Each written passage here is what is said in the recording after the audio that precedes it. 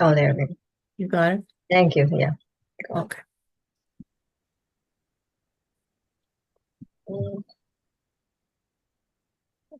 Should I share the Yeah, you can maybe in 30 seconds. Sure. Okay.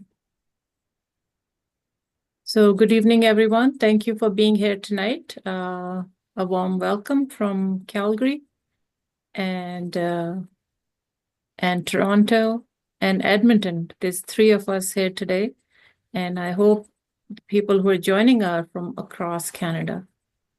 So today we are here to talk through the APPNA Canada Young Physicians Committee. We had a plan to have several webinars this year, and this is the 4th one. Because we have the CARMS application process application process is probably closing at the end of November 29th. So we thought it's a good time to give everybody a bit of a refresher so that if you have any questions before that period stops, then you can ask some experts today. As you know, the residency matching process is quite long. The online portal has been open since September 11, and all the program descriptions have been there. You all have been talking to different programs as well. And I know Calgary did a couple of sessions as well to introduce the program to any future applicants. So that's all great. We have invited 2 people today. Dr. Sarah Hafiz, she was a resident a few years ago, and she graduated in family medicine. So she has first-hand knowledge of any recent developments in the CARMS process. She has also interviewed residents as well. So that will be great. And then we have Dr. Samina Khan. She's a current resident in internal medicine, and she's in the University of Alberta. So we will talk to both of them and see what they can tell you guys about the ins and outs of the CARMS application process. So we will put this video, which is being recorded, on the Facebook page as well. So it can be used in the future years as well. And I'm hoping that the questions that you guys ask at the end will be useful for everybody in the future too. So if you have any other friends that are planning to join today, give them a ring. ऐसा हो गया कि तुम ऐसी बातें कर रही हो, ऐसा क्या? So I need everybody to mute except for people who are talking, the speakers. Okay. Thank you so much. All right. So Sarah, do you want to start? Yeah, sure. So I'm going to be sharing a slide presentation. And of course, like before I start, best of luck to everybody who's going for CARMS. I know that it's very stressful sometimes, but keep up those spirits and best of luck. Inshallah, all your efforts will pay off. So just definitely keep trying. So I'm going to just open this.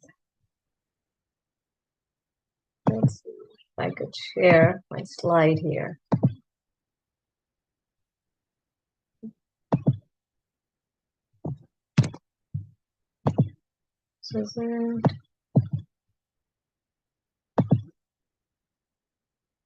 Is it getting shared or not yet? No. No, not yet. Okay. Let me just go back. Okay.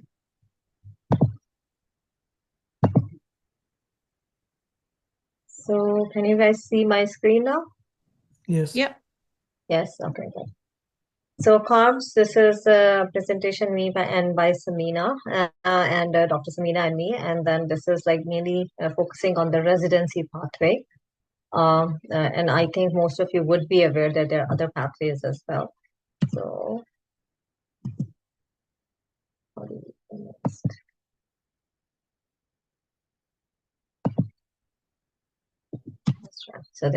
So as we all know that most of the requirements you guys have already like done. You're in that phase where you've done your exams. Most of you might have done your MMIs. Now you're in that phase where you're trying to prepare your CARMS application and trying to prepare for interviews and the next steps. So we're not going to focus too much about the exams. Everybody knows you need the QE1, the NAC, OSCE, all those things. Once you've passed these exams, you have your results piled up, ready to go for your CARMS. There are other few requirements as well, like the IELTS and the other CEL, EIP exams and all that. So I'm going to just skip those. This is just a slide that shows you which province kind of requires which kind of exams. By this time, I assume most of you know the requirements for each province, like which one needs an IELTS, which one needs would accept TOEFL, those kind of things. There are certain provincial assessments as well. At this stage, I think most of you who are applying for BC would know that there's a UBC clinical assessment program. In Alberta, there's the AIMGP program, where you have to be a resident in Alberta as well. You have to prove that residency. And then Quebec has its own program, right? And of course, there's the CASPER test and FMPROC as well. So just to go over the residency requirements in Alberta, you have to show proof of status in Canada. You have to show that you are a resident in Alberta. And of course, your medical education as required by the AIMGP. And you get a eligibility letter from them so that you can apply to programs in Alberta. And of course, all this is submitted through the application. And then your documents are usually uploaded in the physician apply, where they would verify some of the documents, get them verified from your university and all that. So hopefully all those steps are already done at this stage. Some programs do require the MMIs. Some provinces don't need it. Then there's the FMPROC, the critical thinking MCQs. So I'm just going to go over that real quick. Now, coming back to the step 8, which is the CARMS, the residency match. So what do you need for that? At this stage, you should already have a CV. I strongly recommend, if there are any free CV classes, definitely attend that. I know AMGA offers it in Alberta. There might be other provinces offering different kind of programs where they help you with your CV. Get as much help as you can. Then you need a personal statement. Definitely do not overcomplicate it. Start working on it early. So hopefully you have those already at some stage that you have developed those. And we're going to go into details of each one. I'm just giving you like an outline here. So the reference letters, definitely get hold of those referees. Make sure they know you so that they can comment on your strengths and your abilities. So they have to know you enough to actually write a strong letter of reference, and these do make you stand out. So hopefully you guys during your observerships or volunteer work or shadowing, whatever you call it, have worked with physicians who are ready to provide these reference letters for you and recommend you highly on that. Exams, assessments are already done. Candidate and citizenship documents, that's required for every province. Med school for sure. Transcripts, your medical school performance records. These are all like a bundle and things like these are all on the website, and you could just definitely go and check mark all of those things. Samina, do you want to add anything before I skip to the next one? Are you going to go into the details of each one of these components later on? So I'll contribute there. Yeah, sure. Okay. So CV for CARMS program, right? So the thing is like, what do you want to include in your CV, right? Definitely your education, your work experience, and the work experience could also include your research, your volunteer experience, because I understand most of the IMDs, they will not have substantial clinical hands-on experience because of the restrictions here in Canada. But then definitely some volunteer experience, whether it's in a clinic or a hospital, or in a province, if they're offering some kind of shadowing program, that could be very, very beneficial. Leadership skills, and now the leadership skills that can shine through any of your work experiences. It does not have to be necessarily like medical related or health related. It can even be you working in a retail shop or like somewhere else where you could have shown your leadership skills. As a mentor somewhere in the community, like, in the library or whatever things you have in your CV. Definitely, if you speak different languages, that's an asset, put that in there. Extracurricular activities, anything that you find that makes you stand out or shows your abilities, definitely put it there, portray it as if this is like, some extra achievement over there. And the next thing would be how to format the CV. And I cannot emphasize enough that definitely get your CV reviewed by at least one or two people who can comment on it, maybe give you some suggestions how to reorganize the things, right? It's usually the reverse chronological order, which means most recent experience is going to come first. There is usually a standard format for CVs, and you could just look into it as well. But mostly it will be a 1-inch margin on all sides, standard fonts, Arial, Verdana that are being used. Keep it consistent throughout the CV. So the headings are the same, the lines inside are the same, font sizes, and of course, creating multiple versions of your CV for different programs. So again, look into what the program is asking for in the potential future residents. Look into their websites and maybe tailor your CV a little bit according to that. Depending on like if the program kind of emphasizes on community work, you want to highlight that in the CV for that, right? So those kind of things. Definitely consulting the program descriptions to determine what information they are asking for. And what to avoid, definitely do not, like, it's okay to tell them and like, in a good way about your achievements, but you have to keep that balance where you're not exaggerating your abilities so that you don't come out as if you're boasting too much about it. And I'll hand it over to Samina if she wants to add anything there. Thank you, Sarah. So those were all very important points from the CV point of view. What is important here, usually people overcrowded their CVs. Sometimes I get to see like 14 pages of CV or 15 pages of CV. So that's something highly not recommended. Make sure that your CVs should just be 3 to 4 pages, maximum 5 pages. But I would even recommend against 5, like 4 pages are more than enough. Because you just really want to highlight the important stuff, your education, your work experience. Don't put too many things into it, especially if you have multiple work experience. Don't go into the too many details of those work experience, just the bullet point, and highlight the most important stuff that you want to mention. Because people who are reviewing your application and reviewing your CVs, usually they don't have time to go through so much stuff. And when you're submitting a CV as long as like 10 pages or 15 pages, no one actually going to go through this. So, and that might be like, as a negative influence or negative impression. So make sure your CV is concise and very like, up to the point. So that's one thing. Dr. Sarah, do you want me to touch base? I want to touch base on all of these things a little bit. So is that okay? About the CV or the next one? Yeah, go ahead. Or the work experience, volunteer experience. Yeah, for sure. Okay.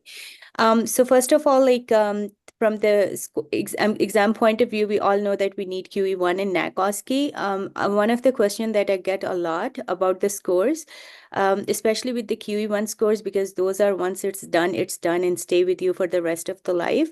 And especially when people get one of the programs in Ontario, and especially family medicine program in Ontario, because they are open to everyone in Canada.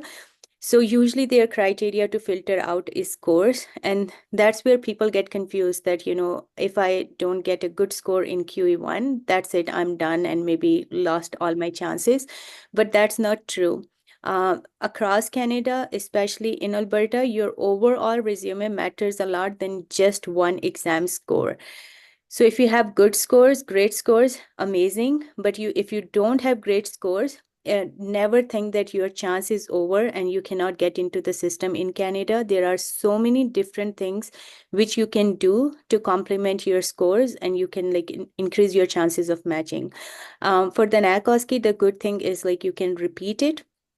Again, not needed if you have a decent score, but if you don't have a decent score in both of these exams, at least you have a chance to repeat it. So that's one thing. Regarding education, any education is important. So even if you have an education which is not directly related to your medical career, or like, some of the people when they move to Canada, either they have done a degree maybe in like become a registered dietitian, or they have done a degree in nursing or paramedics, or something totally unrelated to medical field. That all is important, because every education that you are getting, you're attaining and gaining some skills from there. So be proud of whatever education you have, whether related to medical or not, and do present it on your CV. Do talk about it in your interviews, because you definitely are maybe bringing something on the table which none of the other candidate have, and maybe that's something which interests the program most. So do make sure that you have all your education, whether it's a certification, or it's like a diploma course, or if it's a master's degree, to mention about that. Everything have a point. And then talking about the work experience, as Dr. Sarah touched base, work experience is important. Again, whether it's related to medicine or it's not related to medicine, you must have gained some skills. You must have learned something from there. So always show it in your CV, and then be ready to talk about it. Take the ownership of whatever you have done in your life and what you have learned from it. Everything that you have done in your life, take it as an experience. Spend some time to see what you have learned from that experience. And that's something important to talk about in the interviews. Volunteer experience, extremely important. Giving back to the community is something Canadians highly regard, and they really value it a lot. When you do the volunteer work, please do not do it as a sake of like, completing an CARMS application. When you're speaking about your volunteer work in the interviews, there should be a passion. Like, people should be able to see the passion with which you are doing the volunteer work. It can be anything. Some people like, work spending time with the patient with cancer, some work with the addiction patient, some patient just give back to the community by fundraising. There are so many different things they do.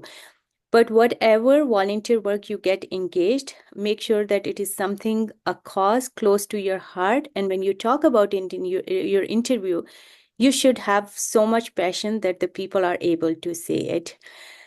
Languages, again, something that we always put on CV, and if you know multiple language, that's a good thing. So we always like people who have a lot of language skills in there.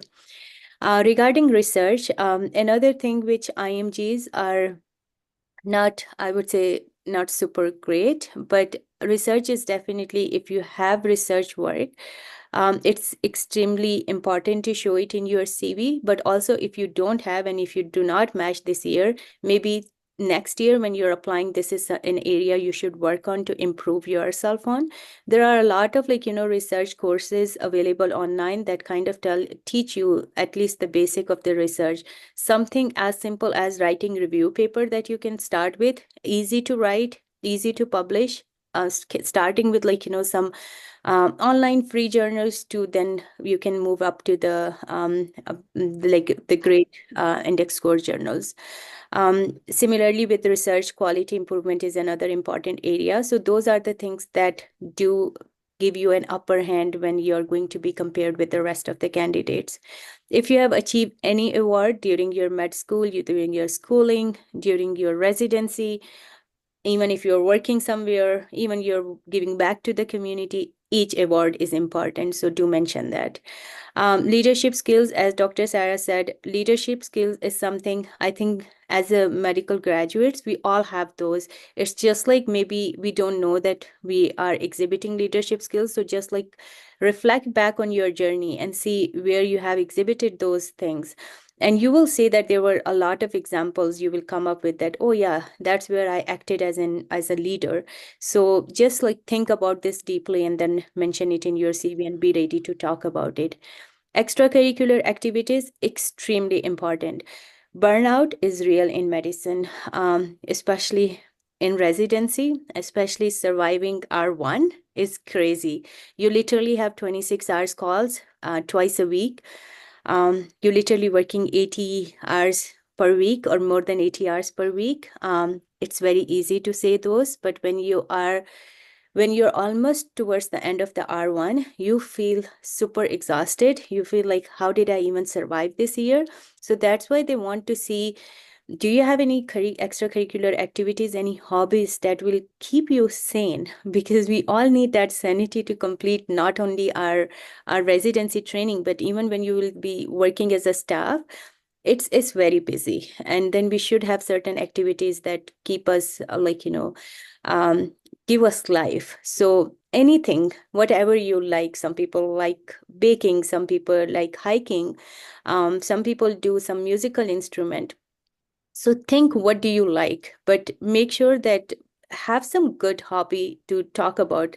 You won't believe how many times the interviews are interested to know about your hobbies. And a lot of the time, like 10-15 minutes of your interviews just goes talking about the hobbies. And if there is someone in the panel who can relate to you and resonate what you're saying, then it's like you kind of have a very good interview there. So think of your extracurricular activities, and then again, be ready to talk about those. Then another important point that I would like to say, teaching, highly valued. This is another thing that is like giving back. And being a resident, you will always be taught how to teach as well. So if you have taught something, or again, going back to medical college, going back to your school, if you were involved in tuitions, if you're in just moderating some small tutor groups in your medical college, or doing some bedside teaching to the juniors, you have done some teaching. Because a lot of people says we haven't done any teaching. So it's not only formal teaching, it's like informal teaching as well, that you have done as a med student, or that you have done as a resident somewhere.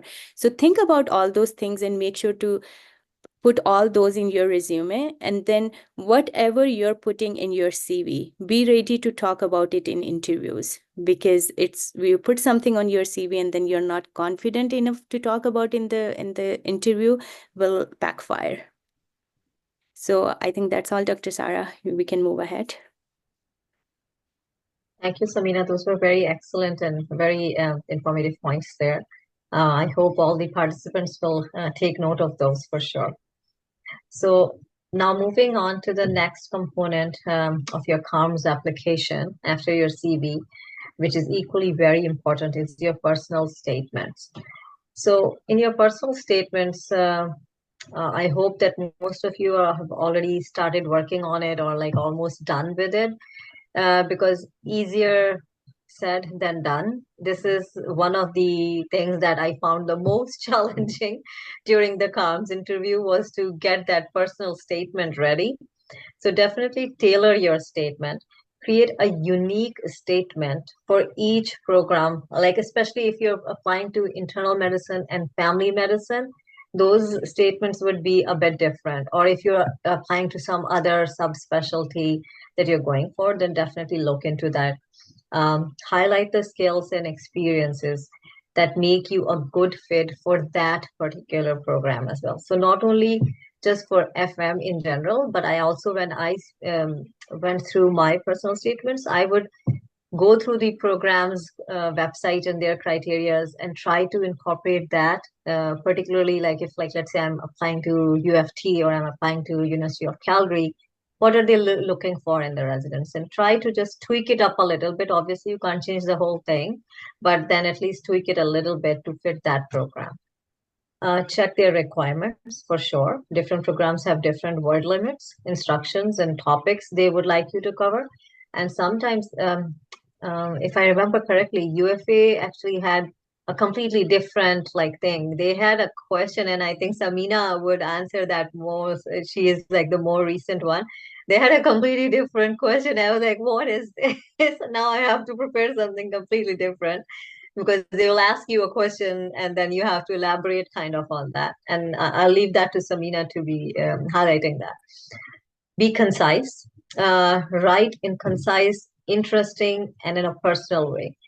Why? Because nobody wants to read a paragraph where you're going on tangents and it does not make sense. Make sure it's concise to the point.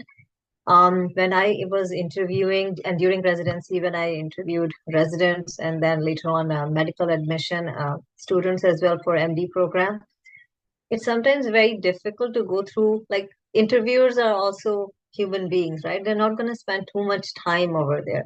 If it's not captivating, if it's not concise, they're just going to move on. So make sure that does not happen. Show your enthusiasm, express your passion for the program and the specialty. It shouldn't look like as if it's a backup program. They shouldn't get that feeling that your main aim is somewhere else and you're just like doing this as a backup or something, especially for the family medicine programs, I would say. Then definitely use examples. If you have good examples, definitely try to incorporate those, making sure like they demonstrate your skills, and then experience with examples. Another thing would be anchoring yourself in a unique experience. And what do I mean by that is like try to pick on an experience that you want the people to remember you by. That will just make your personal statement kind of stand out or hang in their like mind. Like, yeah, I read this about this person, right? Show how it helped you develop the traits that make you a good physician. So whatever that experience or example is, you have to go around like, make that loop and make that connection with being how it's going to make you become a good physician. It could be any experience or example, but it needs to come back and like, kind of like show them why this is making you a good physician. Definitely avoid the red flags. Again, I cannot emphasize enough that do not brag about your intelligence. That does not sit right with the interviewers at all. I've seen like excellent candidates and they kept on, and I was like, when are they gonna get quiet now? It's getting too much now. So do not let that happen at all. Do not brag about your intelligence or belittle your classmates or anybody else when you're giving that experience or example. Get feedback from experts, show them your personal statements. If there's somebody who can read it for you, excellent. If they can give you a feedback or some opinion, that's really good. If you know a physician or somebody you've worked with, or even somebody unrelated to medical profession, they can even look at your personal statement and tell you like, how does it sound like, right? And then of course, format, like, keep it simple, keep it, don't go over like 1.5 page should be okay. Just don't go over the word limit. Otherwise, it does not get included at all, right? So make sure it has an introduction, a body paragraph, and a conclusion. So it's kind of formatted in that way. And I'll hand it over to Samina. I think she definitely has some tips and pearls here. Yeah, so for the personal statement, I think University of Toronto is very generous. They give you 1,000 words. So usually when I was applying, I wrote University of Toronto like the personal statement first of all, because then you have a big one with 1,000 word, and almost everything else was less limit of words than University of Toronto. So you can easily cut the words down and like make it 500, make it 750 words, whatever was the requirement. University of Alberta actually has questions, and they are very interesting. And in fact, University of Calgary also have questions. They both ask you questions, and their questions are very interesting. And they always do interesting. For example, I just did for my fellowship, and the word limit was 350. And I'm like, really, what do you want me to tell you in 350 words? So they just put it 350. When I was applying for internal medicine, University of Alberta actually asked you, are you an extrovert or an introvert? And why? How would you describe yourself? Seemed like a very straightforward question, that are you an extrovert or are you an introvert? And we all kind of have an opinion about ourselves. We do know that whether we falls into this category or we falls into that category. But it's important to think about those questions. And it's also important why they are asking this, like what they are going to get out of it, whether you're an extrovert or you're an introvert. Because at the end of the day, they also want to have a balanced, diverse group of residents. They are not going to pick all the extroverts, or they are not going to pick all the introvert. Maybe they want to have a good balance of residents there. I thought about this question a lot and kind of asked myself, because all my life I thought I'm an extrovert, and I used to be a super, super extrovert. But I realized that as maybe like, I grow in age, or like gain more experience, I felt that I do not fit the criteria of extrovert anymore, but also I do not fit into the criteria of introvert either. So then I'm like, who I am? And the answer was, maybe I'm more of an ambivert. So I wrote my personal statement, and this was not a question that whether you are extrovert, introvert, and ambivert, but there is something called ambivert, which is like right in the between of the two. And when I thought to myself, and I'm like, okay, I'm neither extrovert at this stage of the life, I'm not an introvert, but I think I'm more in the ambivert grade. And then I beautifully linked it in the personal statement. How could I be beneficial to the team? Because, like, all my extrovert qualities will help me to get along with the team, to make that bond with the team, be a person who is already willing to be there, to enjoy, to bond and everything. But then I also know where to switch off, where I have to take the stage versus where I have to step back and let someone else shine. So I have that balance in my personality right now. So I showed that in this way in my personal statement. And I was very happy with the final product, because then I was able to show them my real personality, that who I am. And this is what the program are interested. Do not forget the word personal in the personal statement. It should be personal. It should represent you. When someone read that personal statement, they should have an image about you in the mind. When I was writing my fellowship personal statement, I did a lot of Google research. I wrote a personal statement. I read it, and I was super dissatisfied with the outcome. And I'm like, it's such a competitive specialty. I need to do a good job. So I actually stepped back. I stopped writing, and I start Googling, and I started reading articles on personal statement. And through those reading through those articles, I ended up in a Twitter thread. And this was a program director from US who wrote a whole thread on Twitter, what is a good personal statement looks like. And he said, over the years, being a program director, he received thousands of personal statement. And most of these there are three categories: a red, a green, and a yellow. So red, as soon as you read the personal statement, it's red. As Dr. Sarah said, avoid red flags. So you read the personal statement and you immediately get some negative vibes or some red flag, and you're like, I don't want to meet this candidate. And that personal statement with your profile may be going into the trash can. Yellow is so the red were very limited, maybe the 5 to 10%. Then he said almost 95% personal statement falls into the category of yellow. What is yellow? So yellow is, that's fine. They are good people. But was there anything which give me this thrill that I really want to meet this candidate? He's amazing, like this thing. And he said for 95% of the time, he didn't even feel that. Then there are just 2 to 3% falls into that green category, that those personal statements were so hooking that as soon as the program director or anyone reading those personal statements, the immediate first thought coming to their mind, I want to meet this candidate immediately. I want to bring this guy in for the interview, and I really want to meet them, because that person was able to hook the program director or the committee through their personal statement. So when you're writing your personal statement, you have to keep this in your mind. 95% is in yellow category. So you have to target to be in the green category, where your personal statement is you, represent you, and is just so hooking that they just want you to invite for the interview to know more about you.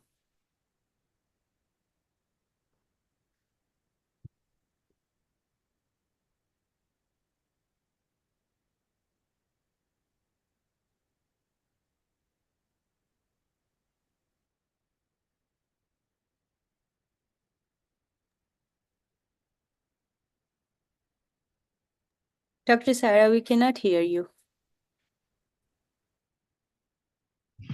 Can you hear me now? Oh, I didn't unmute me. So I think now that we have covered the personal statements, we have our CV ready. So all the bundle of CARMS application, once it's off, make sure you meet those deadlines, submit on time, and do not wait till the very last minute to hit that button for submission. Make sure, as far as I remember, and let me know, Samina, that I think most of the programs, once you've submitted, it's submitted. You cannot resubmit it, right? Or could you add on? You can resubmit them until the date of like when the CARMS application just closes. Okay. Until the date of closure, you can resubmit them. Yeah, so Resubmit. that's Okay. November 29 at noon, I think, Eastern time. That's it. Because honestly speaking, some of the programs start reviewing it like if it's noon, so maybe 1 p.m. someone already reviewing because they have to get out the interviews. Yes. Make sure you know, is it EST or MST? Don't get confused with that. And again, I can't emphasize more. Don't wait till that last minute. You've done your work, just submit it and get over with it. So it's over there. And if, of course, for interviews, practice as much as possible. When I was preparing for my interviews, I had 2 interview buddies, one on Zoom. She was in BC. The other one was with me here in Edmonton in person. So we just kind of sat together and hit each other with like different questions. We even sometimes would record ourselves. So just, sometimes there are body gestures that you're giving. Like some people, not everybody, but some people may have certain traits, like, when they're talking, they might be making a specific face, or they're like using their hands too much or something. So sometimes it's just a good idea to use all that technology, record yourself, and just actually sit down and see how you look when you're speaking, or how you look when you're answering. Are you talking too fast, too slow? So all those things. So definitely attend those mock interviews.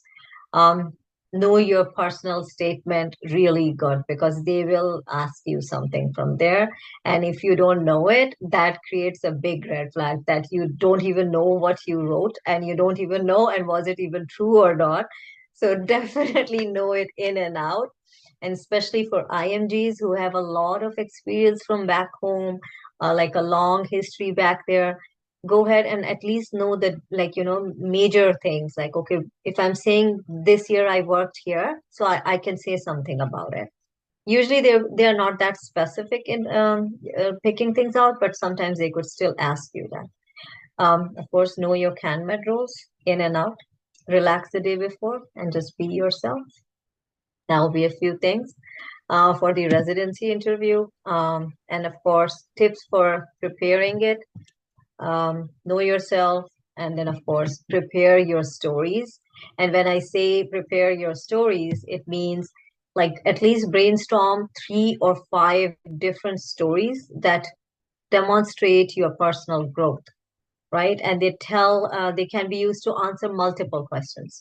To be honest, I use the same story in different questions in different interviews. The minute like they asked a question, whatever story came to my mind, I was like, okay, I'm gonna just mold it into an answer where it fits this answer. So do not get anxious or worried if you do not remember the particular theme for that particular question. Whatever you remember, just say it out confidently and own it. Anticipate difficult questions. There are going to be some. They're actually, sometimes we are not looking at what your actual answer is, but the way how you handle that difficult question and how you're answering it, how you're owning to whatever response you're giving us. It's not actually about that particular answer. So don't worry, it's not going to be a difficult math question where the answer is wrong. Now the whole question is wrong. Okay, so that's the other thing. Be brief and factual. Again, I cannot emphasize enough. I've interviewed residents, I've interviewed students.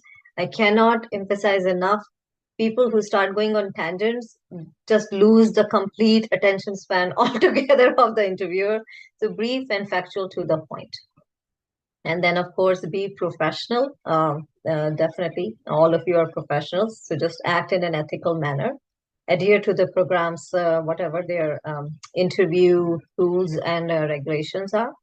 reframe anxiety as excitement. So if you feel that you're getting anxious, your voice is like trembling or something, just like reframe it into excitement or a passion or something like that, or just like hold back, take a deep breath. And I'm handing it over to Samina now. Yeah. So nothing beat than an infectious smile. So make sure that you wear the most beautiful smile that you have on the day of interview. It will not only lessen your anxiety and make you relax, but it will also have a very positive effect on the interviewer. The interviewers are your friends. They are not there, like honestly speaking, most of the interviewers are very, very friendly. And even if your answers are not up to mark, they will never show it to you. They're very professional people and very encouraging as well, because they also understand how important this interview is for you. But you have to make sure that interviews are I would say, you achieved an interview. Like, this is a long journey to even get an interview invite. And interview could be the make and break point. So that's the most important point of your life. So make sure that it get counted. So smile, relax. And as Dr. Sarah mentioned, be ready.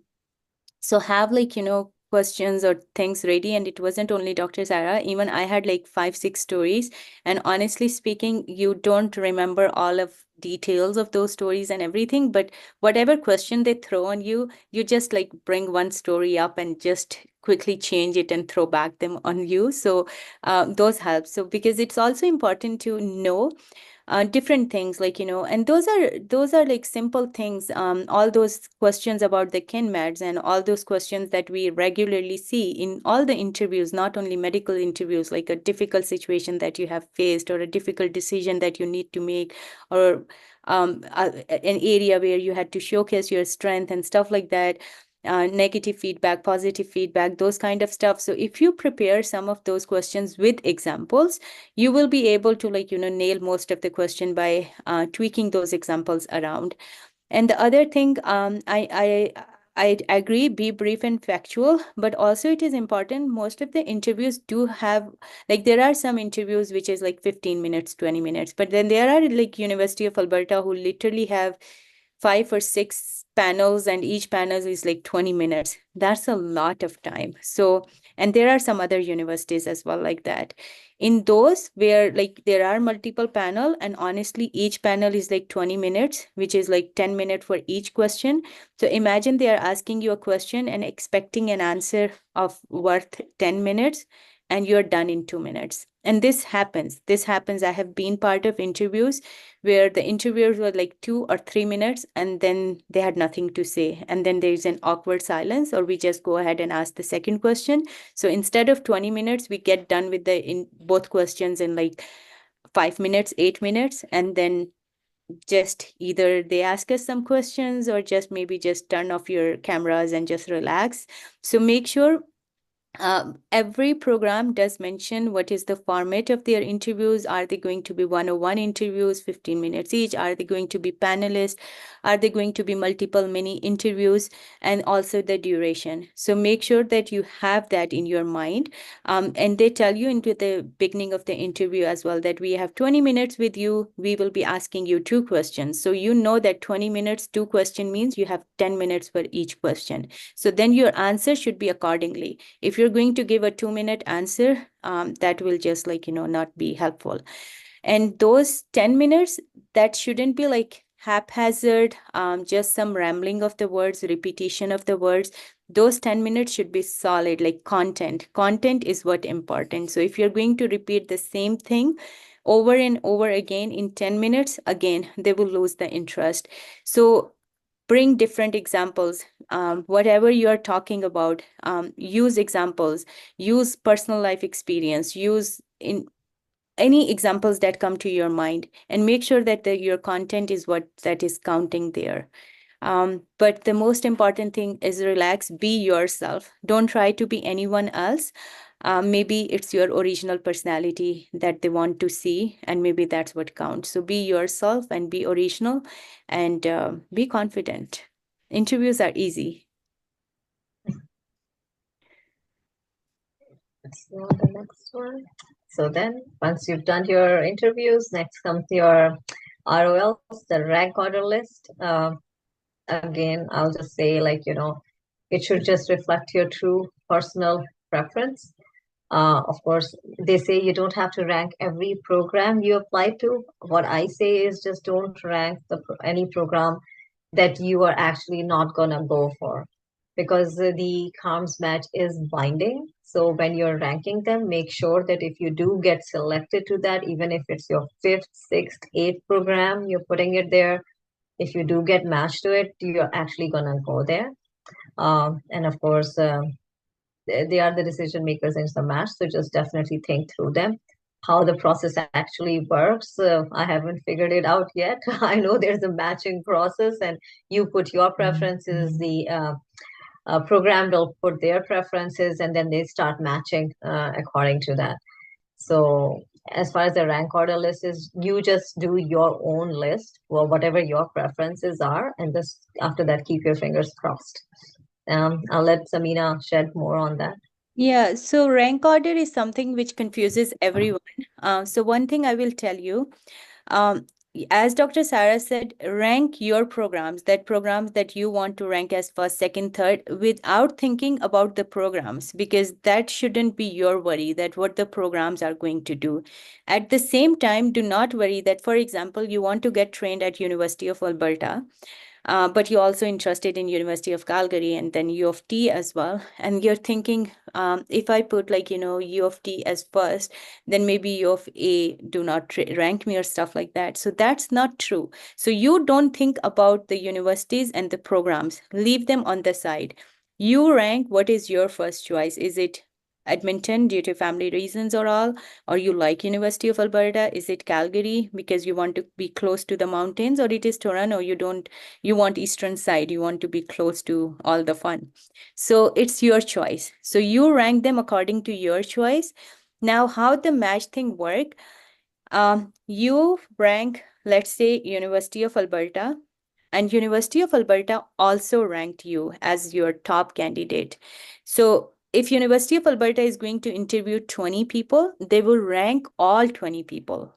Until and unless there are some red flags and they don't want to rank a candidate. But the usual routine is they will rank all 20 people, but their rank list will be, this is my number one candidate, this is my number two, this is number three, number four, number five, number six, all 20 people.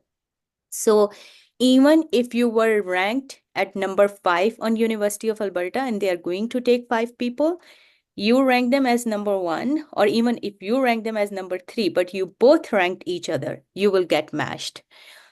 But if you ranked University of Toronto number 1 and they ranked you at 18, so then maybe they want only 5 people and the top 5 or top 8 got already matched to them. So even though you rank as number 1, you don't get matched to there. So this is how the whole ranking stuff work. So to match, both you and the program need to rank each other. For you, doesn't matter where you're ranking them until and unless, for example, if you're ranking University of Alberta as first, but you're interested in University of Toronto as well, but then University of Alberta ranked you both will match to each other. So even if University of Toronto has ranked you will never find out that. So that's why it is extremely important, rank the program you want to match first or second or third, rank according to your choices. And as Dr. Sarah said, being IMGs, we are already less parts, a lot of competition. So most of us just rank everything, but then is it Manitoba and you're really going to go to Manitoba? Because once you're matched, then you have to go. So until and unless you're 100% clear that I'm not going to Manitoba or I'm not going to Saskatchewan or whatever, then don't rank those programs. But most of us are open because we just want to be a licensed physician in Canada. So in that case, just rank all the program according to your choice. And then comes the match day. And you get that. So is there anything else before we go, Samina? Yeah, Do you just think? 1 second. Huma asked that how do we know that which university is ranking me? You will not know. So this is blind. You will not know that if every university will rank you, but so you need to be on their top ranked candidates to match. And sometimes, like, as I said, for example, University of Alberta needs to take 5 people. They will rank all 20 people. Maybe at the end, they are not the 5 people that University of Alberta ranked got matched to them, because maybe their top, like, let's say the one who they ranked as number 2 actually ranked Calgary on top and got matched to Calgary. So then the number 3 will come as a number 2. So actually, University of Alberta person who was at number 6 will get matched because someone from the top 5 got matched to some other program. So universities also rank in a way that I want this as the top, this is as second, this is as third. So they make their own list. You guys rank, and then whoever match. But you will never find who you are matching to until it's your match day.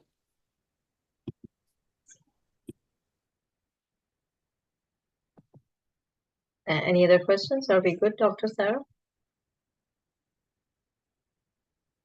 Yeah, I think you guys really approached this really well. I'm happy to open up to the participants and see if they want to ask any questions. I see a hand raised by Farooq Hamid. Please, Yeah, you can unmute yourself. I've got a question regarding the CV, regarding the experience. So, Could you turn on your video, please? okay, just a second. Can you see me? No, not yet. Myself also. I think camera is not working. Okay, so go ahead and ask. So I was asking about regarding my experience, like should we divide the experience into a work experience and a clinical experience? Sometimes we are working not related to the medical field, so should we make it a work experience and others like a clinical experience? So it kind of depends. Like if you feel that you have significant clinical experience as well, where you could actually put a separate heading on top of it, like back home you have some clinical experience, or maybe some people who have worked as clinical assistants or physician assistants over here, they can definitely give a separate heading because then that will stand out for sure. But let's say some IMG, they just did their house job and now they're here, or they did not even do their house jobs back home. And most experiences either falls into volunteer experiences, shadowing, or other kind of work experiences. Then it's an individual choice still. You still have to look how the CV is more presentable. But my 2 cents would be just to get the work experience in one place. And if you don't have any other clinical experience, then there's no point in putting that one liner somewhere, rather than putting the other ones in volunteer or shadow work, something. But I don't know. I think Samina can also say something. I think it's very individual in that case. It is individual, and I actually have a lot of non-clinical experience as well in terms of like research or quality improvement. So I actually had two different headings in my CV because I had an extensive clinical experience as well as extensive non-clinical experience, and I didn't want to put them together because I wanted to highlight each of them separate. So my resume have two separate column with clinical and non-clinical experience. Yes, definitely. So if you have both of them, then definitely do separate.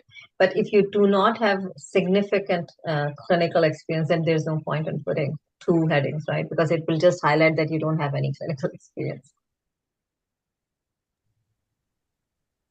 I hope we answered your question. Yeah, thanks.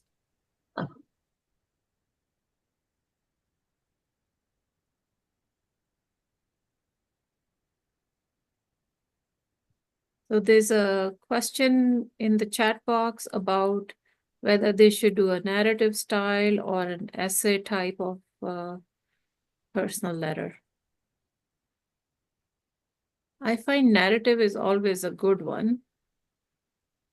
Essays tend to get very boring, and you have to divide it up into different paragraphs so that it's not looking like a one solid piece, on a single piece of paper. Samina, do you have any input on that? The personal statement should not look like an essay for sure. It should be, I agree, narrative style, and it should be like a story.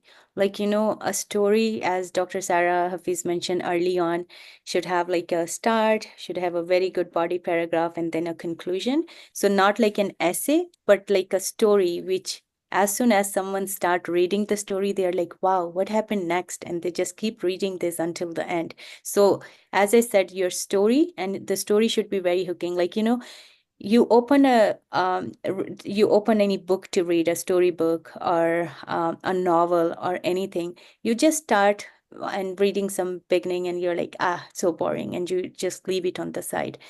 On the other hand, you open another storybook and you get hooked from the very first paragraph, and you just keep reading and reading just to find out what happened next and what next and what next. This is how your personal statement should be.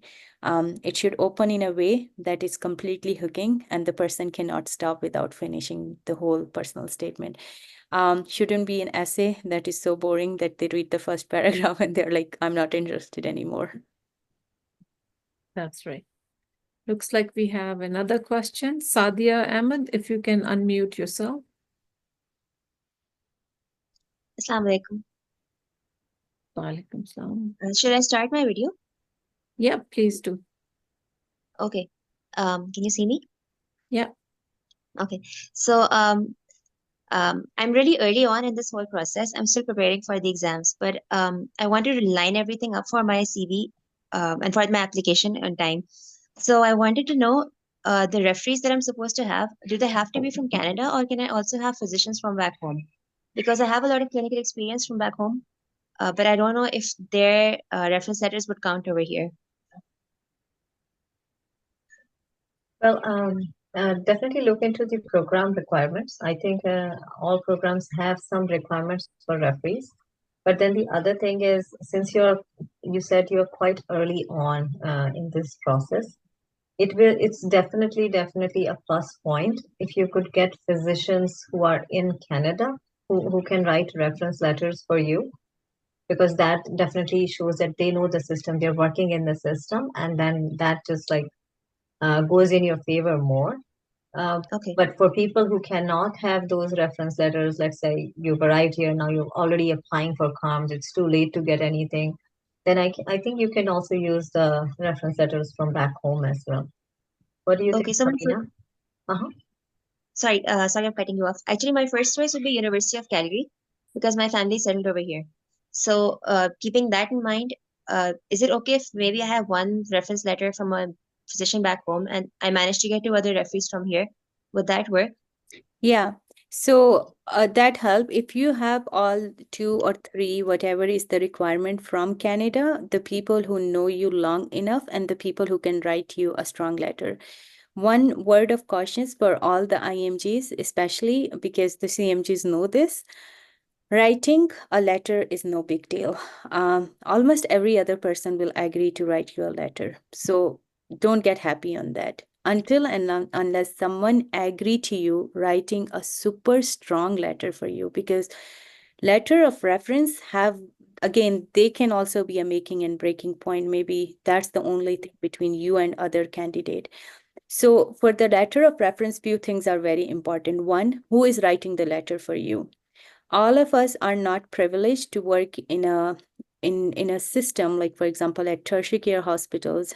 Like for example in Alberta, we have clinical assistant physicians, and these are the people who are privileged to work with professors, associate professors, people who have a saying in the program. So as soon as the review committee look at the letter and they see the name of the referee, that's it. This is all they need, because if that is like a highly respected person in the program and his word means a lot, that person is vouching strongly for you. This is something that you need. But we don't have, everyone will not have this privilege. So what you have to see that the family doctor or, people who are not even in the academic setting, but they know you for long enough that when you ask them, you can ask them that, will you be writing me a strong letter? Don't just ask for a letter, a strong letter. Because anyone, again, maybe someone with a big name write you a very average letter, versus someone who does not have a big name but write you a super strong letter. So someone writing you a super strong letter, that's what matters. So your referee should write you very, very strong letters. Each word count there. What is, people here are very they take recommendations very seriously. They reflect on their names as well. So if someone recommending you with strong words, this is important. So strong letters, whether you can get it from here. So someone who just recently moved and maybe not knowing many people here, I always prefer like 2 letters from here and the third one from back home, someone not know you long enough and someone can really vouch you. But at the end of the day, Canadian letters are preferred until and unless you don't have those, and then you can getting attached one of the back home letter. Especially for the new people who are just like, very new to Canada. So writing a strong letter, and I respect the people who tells on your face that they might not be able to write you a strong letter because they don't know you like long enough and stuff like that, because they are honest to you. And then you know that where you're standing, and either you will be using their letter or not. So when I was asking the people whether they are going to write a letter for me or not, or a strong letter, and if someone was upfront and transparent, I was like, very respectful that. So I didn't get offended. I actually liked it because then I know that this is the person whose letter I'm not going to submit because this might be a very average letter. So know your people who are going to strongly vouch for you. Okay. And does it have to be from a physician, or can it also be from someone who's not a physician? I think it should be physician. Correct me, Dr. Sarah Maktoum or Dr. Sarah Hafiz, if it's different. That's true. It has to be a physician. Okay. Thank you. So Zainab is asking, what does a strong letter look like? Actually, that's a good question, Zainab. So, like when you're requesting a letter, you will be sending a request from CARMS portal, and always send them like, when you're sending a request, very politely in a very nice language, ask your referee that, would you mind, the program is looking for these roles, essentially the CanMed roles. So would you be kind enough to comment on my like communication, team working, clinical skills, like 4-5 major things, if they can comment on that.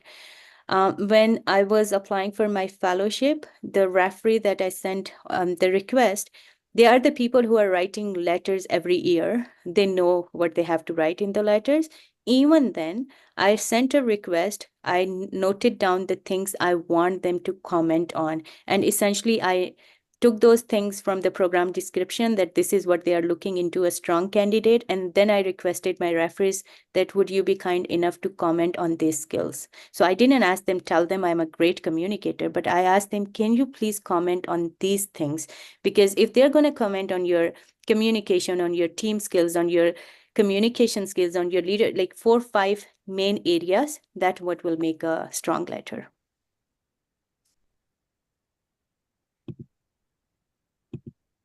Farooq Hamid, do you want to ask another question? Yesterday, I called AIMG in Calgary, and they were telling about the reference letter that this letter is for to prove that you are living in Alberta, and it should be within 1 to 2 years of your of the application.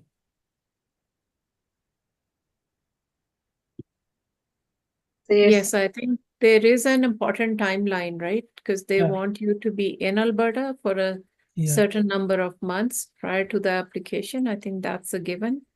Yeah, and Also, every they year want the limit is changing, I think. also they want to make sure that you have been in clinical experience and that somebody has been observing you while you did some work here. So Yeah. that is important. Doesn't have to be Back home. like a clinical assistant job in everybody. Like you could be just doing an observership, but because you do such a good job that they can trust you more and more, and then they give you more responsibility and more care of their patients. So they can then comment on that. That this person is very reliable, takes a good history, gives a very good narrative of their of the patient's problems, and they know what to recommend. So that would be really important. And that doesn't come with like a few weeks or 1 month of observership or attachment. It comes from several months of attachment, sometimes a year or more. So it's good to be in a situation where you can show that you've been committed to that job or that observership for a longer time. That will really go well for you. Because they were giving a timeline of around 1 to 2 years for the reference letter. Yes, so yeah, those things are important. Thank you. Thanks. Do we have any other questions? I also wanted to mention that we did talk about volunteer opportunities, things that you could consider from back home, like, volunteering in like in a kitchen, like a community kitchen, or in a hospital helping patients, or fundraising for your football team or your cricket team, or doing blood donation clinics, or going to a flood area and, doing some medical teamwork, things like that. So all of that would count. So make sure that you mention those things. And then they're also looking for advocacy for underserved populations. So think about some examples because they will be asking that from you. So make sure you write down some of those examples from your life, but they should be true and honest ones because they really dig into those questions. And then, you will have to answer quite a lot of those, and they follow up on those. So make sure that you put 5 or 6 papers in front of you and write down, this is my advocacy piece, this is my volunteering piece, this is my 2 or 3 clinical problems that really left a mark on me. Maybe it was in a delivery room, maybe it was in an ICU type of care, maybe a patient was dying, maybe there was a patient, not a patient, but a relative of a patient that you had to console or support or give information to. So there can be so many different examples of that, but make sure you write those little cards and put them in front of you when you're doing your interview. That will be really helpful for you. So I think we are over our time today. Samina had a very long day today. She's still in residency and also doing her Royal College exams next year. So she's preparing hard. We wish her the best, and thank you for finding the time to do this with us. And Sarah, your time zone is 2 hours different from us. So thank you so much for staying up late to help out all the young people here. We will try to put this on our Facebook page very soon. And if people don't know me, I know I didn't introduce myself, but I'm the chair for the Young Physician Committee in APPNA. And APPNA Canada has its own committee, and the Central APPNA has its own committee. So we are trying to open up more and more avenues for observership and attachment. So please work with us as we get through this process. We are collecting a number of mentors. There's a list going on right now. Hopefully we can announce in the early new year as to where we can match people. So whenever you contact us, let us know which city or town or province you're in. We will try our utmost to help you. If we are not able to help you, it's not because of lack of trying. So keep that in mind. We are all volunteers, and we are just trying to give something good back because we went through this system ourselves. So I think that's it. It needs to be a good feeling when you're trying to help somebody. So I hope everybody tries to do that. Yeah, can I say one some few last words here? So, like when you guys were saying that how long is long enough that someone knows you. So I think it's building relationship over the years. When I before like moving to Canada, I moved to Canada in 2019. So before even moving to Canada, I got connected to Dr. Sarah Maktoum on Facebook because I was eager to get into the system. So I was trying to learn the system like even before moving to Canada. So I got connected with her on Facebook, and from there you can see like we are still together. So over the years, she have seen my growth, mentored me, and all of those things. Similarly, the people who eventually wrote my reference letters, those were the people, even if I have worked with them like just 2 weeks in the clinic, they knew me for at least 2 or 3 years as a person. I have been involved on different, like, either volunteer work or like I have been in touch with them, and I have been involved in different kind of work with them, that in 3 years or in 2 years when I was applying to my CARMS match, they know me as a person. So then it doesn't matter that 2 years of clinical work, because they know me as a person for 3 years. So these relationships are something that you build over time, like take a year or take 2 years.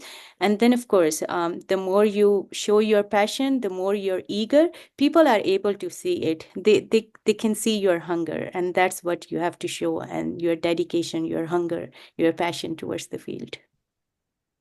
Yes, absolutely. Sarah best of Hafiz, do luck. you want to say a few words before we close? Yeah, sure. So just best of luck to everybody. And I think APPNA is doing a great job here connecting everybody. There's a lot of good work going on for IMDs. Best of luck with your journeys. And if in your journey you have time to contribute or volunteer with APPNA, I think that would be really great. We have really great mentors and physicians who are eager to help their fellow IMDs. So definitely look into those opportunities as well. Thank you, everyone. And Mhm. we will share this video soon. And best of luck with the CARMS process this year. Thank you. Take care.